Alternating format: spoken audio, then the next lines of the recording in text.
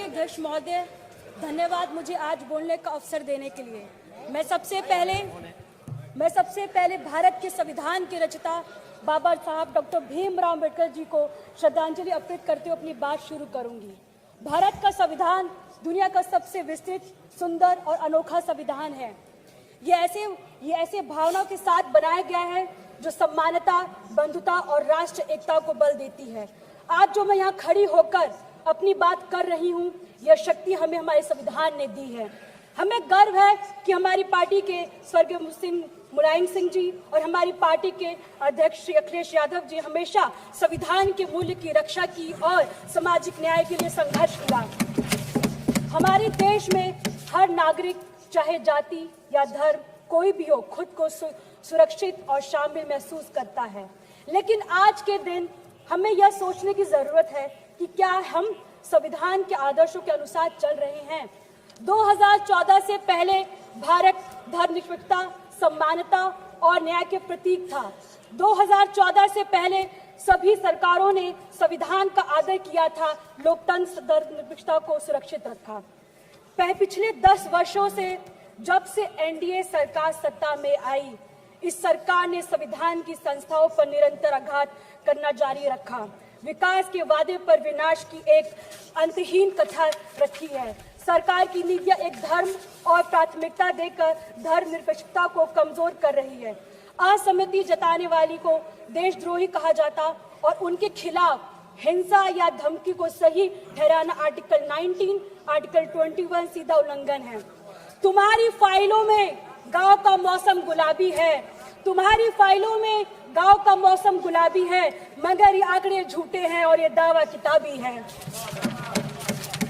2018 में लाए गए इलेक्टोरल बॉन्ड ने राजनीतिक फंडिंग में पारदर्शिता को खत्म किया, जिसे सुप्रीम कोर्ट ने असंवैधानिक बताया। कंट्रोवर्शियल कृषि कानून ने किसानों का विश्वास तोड़ा, उन्हें रद्द किया गया, लेकिन किसानों की समस्या आज भी अनसुलझी है।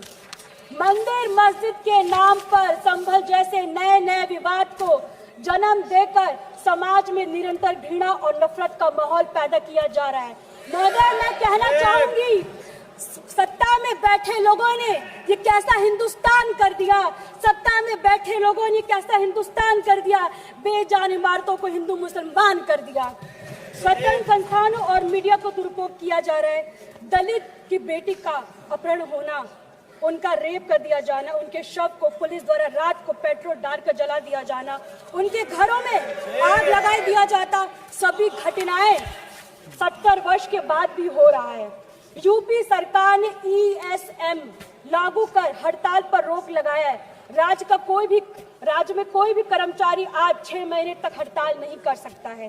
साल 2014 से पहले तक जितने भी चुनाव हुए उन पर कभी उंगली नहीं उठी है, परंतु पिछले कुछ वर्षों में जिस प्रकार EVM पर उंगली उठी है, मत के साथ हेरफेर की बात समझ में आज सामने आई है। इससे निश्चय मतदाताओं के मन में भ्रम पैदा हुआ है। मैं आप सभी से आग्रह करती हूँ कि पिछले 10 वर्ष में ध्यान दें। यह ऐसा दशक रहा जिसमें हमारे संविधान जो हमें एक राष्ट्र के रूप में जोड़ता है, वो कमजोरी करने की कोशिश की जा रही है। हर दिन हमें ऐसे काम और नीतियों देखने को मिलता है जहां अधिकारों और स्वतंत्रता को छीनने का प्रयास कर रहे हैं। हमें याद रखना चाहिए कि हमारे प्रियम्बल ये हमारे सामूहिक सपनों और मूल्य का प्रतीक है। ये जस्टिस, लिबर्टी और इक्वालिटी की बात करते हैं। ये केवल शब्द नहीं है, बल्कि हमारे लोकतंत्र की नींव है। ये सिद्धांत हर नागरिक के सम्मान और गरिमा से जीने का अधिकार सुनिश्चित करने के लिए बने हैं। समाजवादी पार्टी पिछड़े, दलित, अल्पसंख्यक समुदाय के साथ मजबूती से खड़ी है। उनके अधिकारों को उत्थान करने का प्रतिबंध है और हम सुनिश्चित करते हैं कि उनकी आवाज हर राजनीतिक चर्चा में सुनी जाए। जाति जनगणना को हम सामाजिक और आर्थिक असमानताओं को दूर करने और समान अवसर प्रदान करने के लिए आवश्यकता मानते हैं। हमारा संविधान की मूल भावना है ये कि समाज के अंतिम पायदान पर खड़े व्यक्ति को मुख्य धारा से जोड़ना। हमारी पार्टी और हमारे नेता पीडीए के माध्यम से संविधान की उसकी मूल भावना को साकार कर रहे हैं। भारत का संविधान हमें देता है संदेश, भारत का संविधान हमें देता है संदेश, हम सब बाद में सबसे पहले हमारा देश। जय भीम, जय समाजवाद। Thank you.